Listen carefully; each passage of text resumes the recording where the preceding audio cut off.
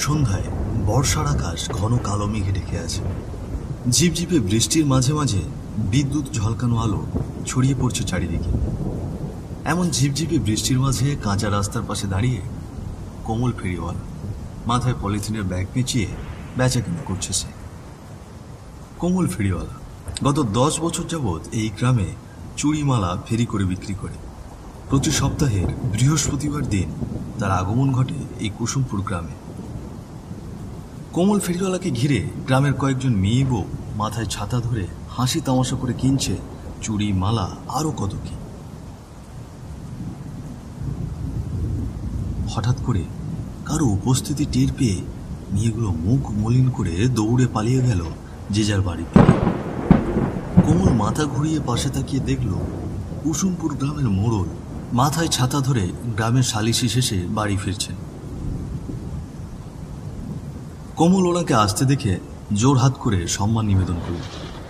নমস্কার কর্তা মশাই। কৃষ্ণবর্ধন বাবু উত্তরে কিছু বললেন না, শুধু দু চোখে তার দিকে ফ্যাল ফ্যাল করে তাকিয়ে আবার হাঁটা ধরলেন। মোড়ল চলে যাওয়ার পরে কোমলও হাঁটা দিল বাড়ির পথে।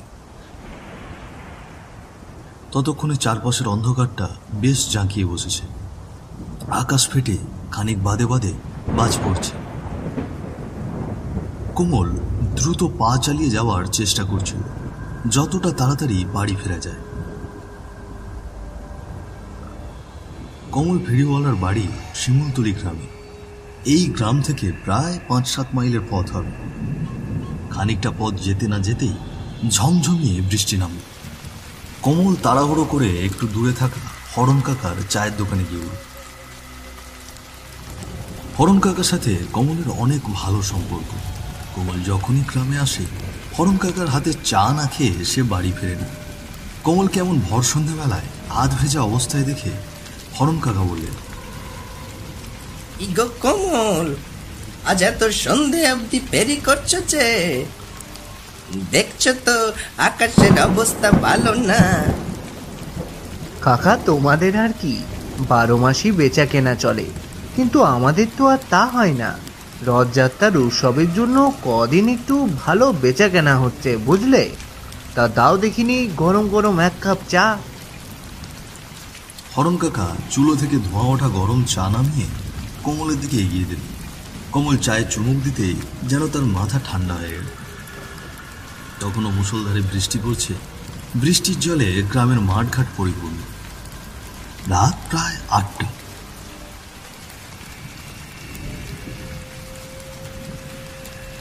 টানা 1 ঘন্টা বৃষ্টি হওয়ার পরে এবার কিছুটা থামল। কোমল আর এক মুহূর্ত সময় নষ্ট না করে রাস্তার দিকে পা বাড়াল। কোমল রাস্তায় পা দিতেই পিছন থেকে হরণ কাকার ডাক ভেসে এল।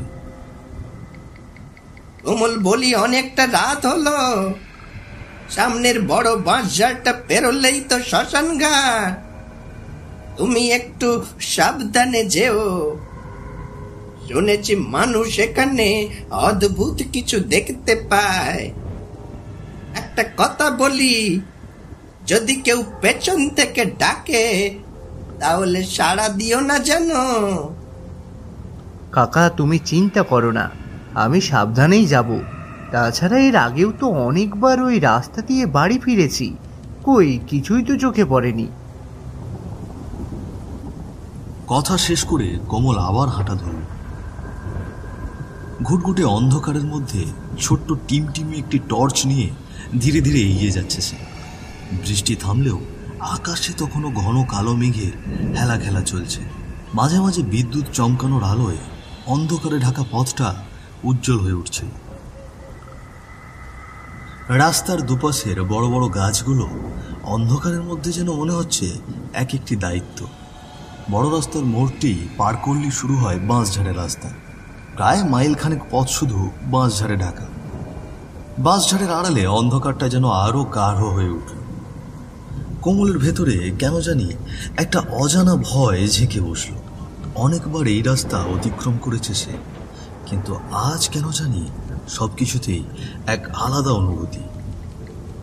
বৃষ্টির শেষে ব্যাঙগুলো জোর গলায় অবিরাম গ্যাঙর গ্যাঙর করে ডেকে চলেছে, যেন তারা বৃষ্টিকে আবার আমন্ত্রণ জানাচ্ছে। বাঁশঝাড়ের ভেতর থেকে খুসখুসে কিছু আওয়াজ অনেকক্ষণ যাবৎ তার কানে আসছে। নিজেকে সাহস জুগিয়ে এগিয়ে চলেছে সামনে, কিন্তু এবার কেন জানি তার পা সামনে আর এগোতে পারল না। পাশের বাঁশঝাড়ের আড়াল থেকে কিছু একটা নড়ে উঠল, যেন অজানা কোনো বিপদের আভাস পাচ্ছে সে। কমল দম বন্ধ করে শক্ত নিঃশ্বাস নিল। এরপরে সাহস করে বলল, কে কে কে কে কে কে কে ওখানে? হ্যাঁ, কে কে কে ওখানে? কমলের কথার কোনো উত্তর এলো। কোনো ঝোপের আড়ালে স্পষ্ট কারো উপস্থিতি টের পাচ্ছে কমল। সামনে বা পেছনে কোনো দিকে এগোনোর সাহস যেন হারিয়ে ফেলেছে সে। আচমকা বাঁশঝাড়ের ভেতর থেকে শিয়ালগুলো হু হু করে ডেকে উঠল।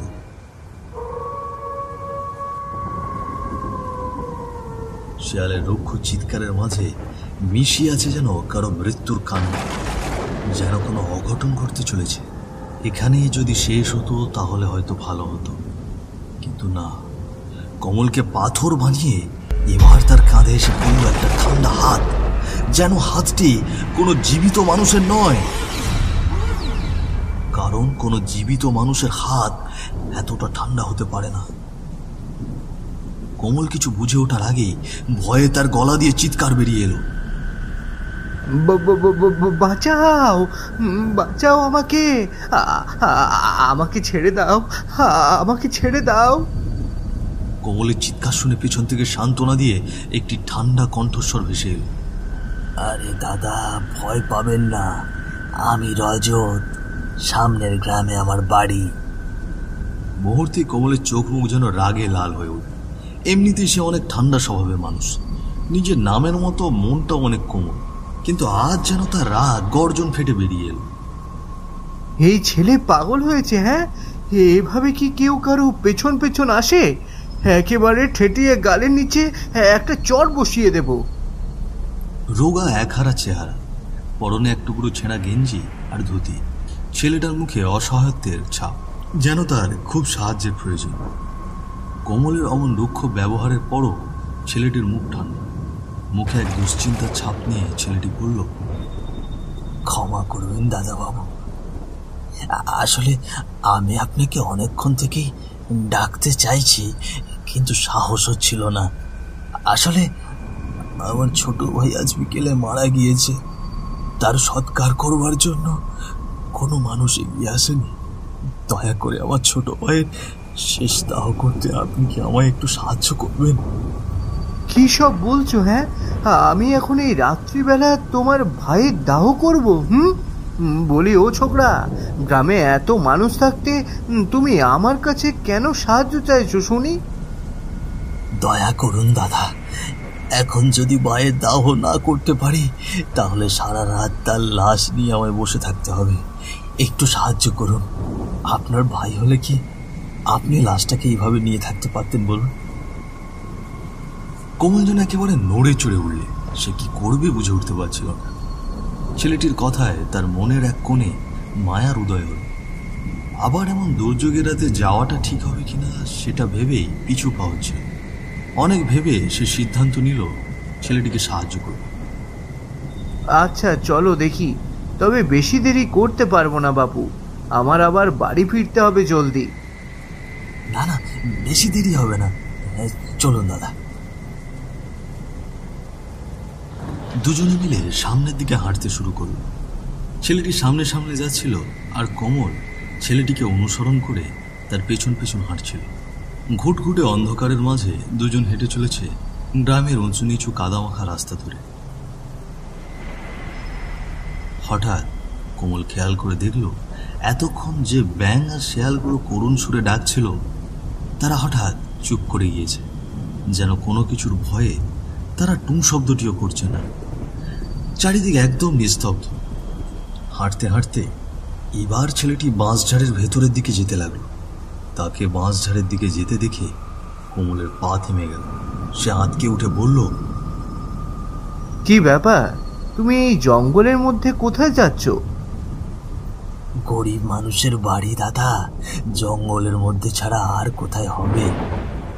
আর একটু যেতে হবে দাদাবাবু। দুজনে আবার হাঁটতে লাগলো।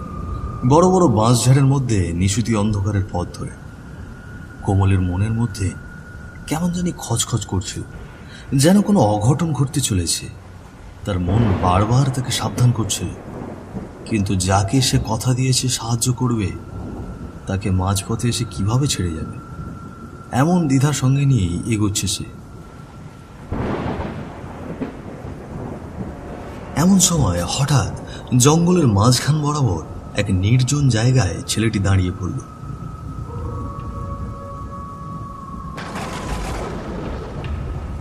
কি হলো, দাঁড়িয়ে পড়লে যে? এখানেই কি তোমার বাড়ি? কিন্তু কই, আশেপাশে তো জঙ্গল ছাড়া কিছুই চোখে পড়ছে না। ছেলেটি কোনো উত্তর দিল না, একই জায়গায় ঠায় দাঁড়িয়ে রইল। কমল এবার বিরক্ত হয়ে তার সামনে গিয়ে দাঁড়াল। ছেলেটির সামনে যেতে কমল যেন হকচকিয়ে উঠল। মুহূর্তেই ভয়ে তার বুক শূন্য হয়ে উঠল। সামনে একটা লাশ পড়ে আছে। অন্ধকারের মধ্যে লাশটির মুখটা স্পষ্ট না। কমল তার কাঁধের ফেরিটি মাটিতে রেখে টর্চের আলো ফেলল লাশটির উপর। লাশটির চেহারা দেখে কমল নিজেকে ঠিক রাখতে পারল না। লাশটি আর অন্য কারো নয়। এতক্ষণ যাকে অনুসরণ করে কমল এতটা পথ আসলো, লাশটি সেই রজত ছেলেটির। হাত পা মুচড়িয়ে গেছে, বড় বড় চোখ করে তাকিয়ে আছে কমলের দিকে। জিভ বেরিয়ে এসেছে সামনের দিকে, যেন এ কোনো সাধারণ মৃত্যু নয়। এবার যেন কমল নিজেকে তার জায়গায় ধরে রাখতে পারল না। ভয়ে তার হাত পায়ের শক্তি হারিয়ে লুটিয়ে পড়ল মাটিতে। ছেলেটি তখনও নিঃশব্দে দাঁড়িয়ে আছে সেখানে। দয়া করে আমাকে মেরো না, আমাকে ছেড়ে দাও, আমাকে ছেড়ে দাও। তুমি আমার লাশটি দাহ করে দাও, দাও। কোমল এমন কিছু শোনার জন্য প্রস্তুত ছিল না। সে কোনো কিছু ভাবা বাদ দিয়ে মাটি থেকে উঠে প্রাণপণে ছুটতে লাগলো। ঘন আর অন্ধকারের মধ্য দিয়ে সে কোন দিকে ছুটছে সে নিজেই জানে না। ঘন জঙ্গলটা পেরিয়ে হঠাৎ রাস্তার মাঝখানে এসে কোমল নিজেকে আর ধরে রাখতে পারল না। সে জ্ঞান হারিয়ে মাটিতে লুটিয়ে পড়ল। রাস্তার কাদার মধ্যে পড়ে রইল তার দেহটি। হাতের টর্চটি ছিটকে পড়ে রইল দূরে। চারিদিকে একদম নিস্তব্ধ।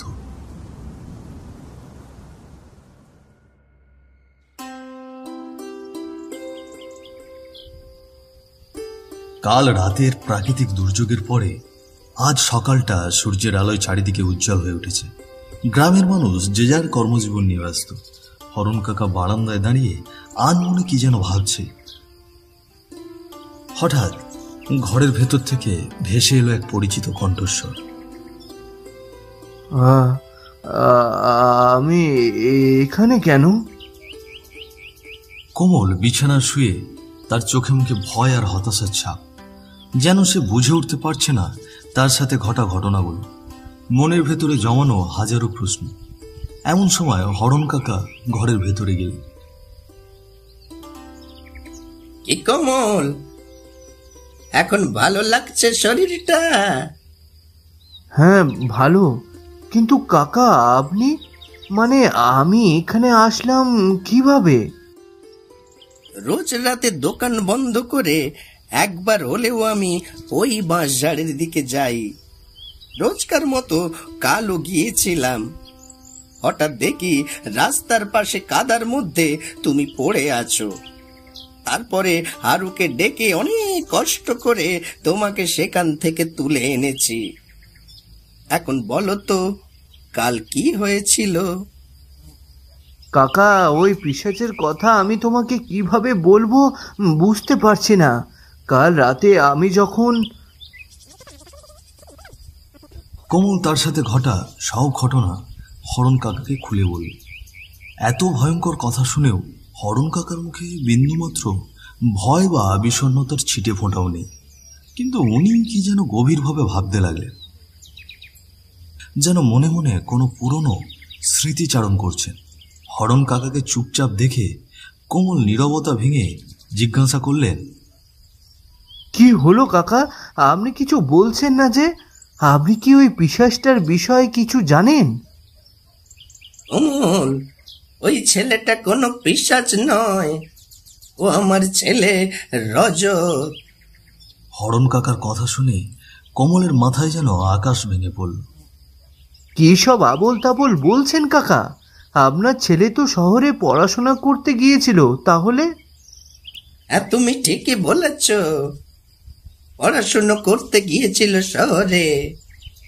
আজ থেকে বছর খানেক আগের কথা। সেদিন সেদিন তোমার কাকিমার শরীরটা ভীষণ খারাপ হয়ে পড়ে, বলা চলে একেবারে মৃত্যু শয্যায়।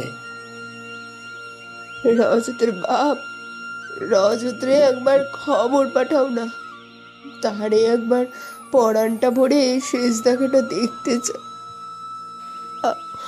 আমার জমদুয়ারে ডাক পড়েছে গো রজতের বাপ, আমারে বিদায় দাও। এসব কথা কইও না গিন্নি, সব ঠিক হয়ে যাবে। এর আগেও তো তোমার কতবার শরীরটা খারাপ করেছিল, কিন্তু শেষে তো তুমি সাইরা উঠেছো। বলো, তোমার কাকিমার কথা শুনে নিজেকে আর ধরে রাখতে পারলাম না। বিকেল নাগাদ রজতকে ফোনে আসতে কইলাম। ওলা আমার ফোনের মধ্যেই তার মায়ের জন্য কান্নাকাটি শুরু করলো। ওরে অনেকভাবে বোঝালাম, কইলাম রাতের মধ্যে চলে আসতে।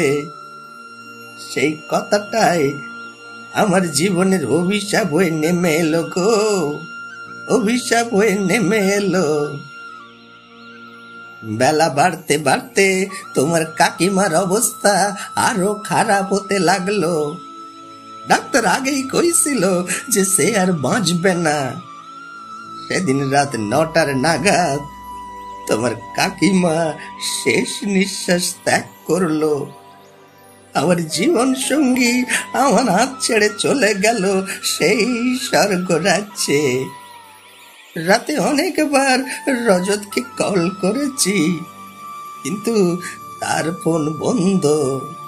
সারা রাত একা লাশের পাশে বসেছিলাম হতভাগার মতো। রাত পেরোলো, সকাল পেরোলো, তোমার তোমার কাকিমার দাহ সম্পন্ন হলো, কিন্তু কিন্তু রজত আর ফিরল না। কলেজেও খোঁজ নিয়েছি, কিন্তু কেউ তার কোনো খোঁজ দিতে পারেনি। এর ঠিক 3 দিন পরে একদিন রাতে আমি দোকান বন্ধ করে বাড়ি ফিরছিলাম। বাবা, ও বাবা। বাবা ডাকতে শুনে আমার কলিজাটা ঠান্ডা হয়ে উঠলো। আমি পিছন ফিরে যা দেখলাম, তা দেখার জন্য মোটেও প্রস্তুত ছিলাম না। বাবা, তোর এমন দশা কেন? এতদিন তুই কোথায় ছিলি বাবা? জানিস বাবা, জানিস তোর মা আমাদের ছেড়ে চলে গেছে রে। আমি একা হয়ে গেলাম রে বাবা, একা হয়ে গেলাম। বাবা, শুধু মা নয়, আমিও তোমায় ছেড়ে চলে গিয়েছি বাবা। কি সব অলক্ষণে কথা বলছিস বাবা? চল তো, তোকে একে হাসপাতালে নিয়ে যাই। কে তোর এমন দশা করলো বাবা? কি হয়েছে তোরা? বাবা, ডাক্তারও আর আমাকে ভালো করতে পারবে না বাবা, আমি তো আর বেঁচে নেই বাবা। সেদিন তোমার ফোন পেয়ে তাড়াহুড়ো করে বাড়ি ফিরছিলাম। ট্রেন থেকে নেমে জঙ্গলের পথ ধরে হেঁটে আসছিলাম। রাত হওয়ার জন্য কোনো গাড়ি পাইনি। হঠাৎই জঙ্গলের মধ্য থেকে কালো কাপড় মুখে দিয়ে 2জন লোক আমাকে এলো পাথারি মারতে লাগলো। আমি অনেক চিৎকার করে বলেছিলাম, তোমরা কি চাও নিয়ে যাও, তাও আমাকে আমার মায়ের কাছে যেতে দাও। কিন্তু তারা আমাকে ছেড়ে দিল না বাবা, আমার হাত পা ভেঙে দিল। আমার অনেক কষ্ট হয়েছিল বাবা। ওরা আমাকে কেন মারলো বাবা আমি আমি আমি জানি না। আমি তো কারো কোনো ক্ষতি করিনি বাবা। আমার লাশটা ভালো নেই বাবা, শিয়াল কুকুরে ছিন্ন ভিন্ন করে খেয়ে ফেলেছে। কথাগুলো অনেক কষ্ট নিয়ে বলেছিল আমার ছেলেটা। এরপরে কোথায় যেন মিলিয়ে গেল। পরের দিন আমি জঙ্গলের ভেতরে তার ছেঁড়া কিছু কাপড় খুঁজে পেয়েছিলাম। তারপর থেকে এখনো আমার ছেলেটার আত্মা সেই পাঁচঝাড়ের জঙ্গলেই ঘুরে বেড়ায়, খুঁজে বেড়ায় তার খুনিকে। আমি জানি না তার তার তার আত্মা কবে মুক্তি পাবে। অনেকেই দেখেছে তাকে, কিন্তু সে কারো কোনো ক্ষতি করেনি, শুধু শুধু ভয় দেখায় যেন যেন রাতে কেউ ওই পথে না যায়। এতক্ষণে কমলের মনের ভয়টা দূর হয়ে ভেতরে এক কষ্টের প্রলেপ পড়ল। হারান কাকাকে সান্ত্বনা দিয়ে কমল নিজের বাড়ির পথে রওনা হল। এই ঘটনার পরে কমল এটা বুঝেছে, রাতের বেলা চেনা হোক বা অচেনা, সব রাস্তায় হয়ে ওঠে ভয়ঙ্কর।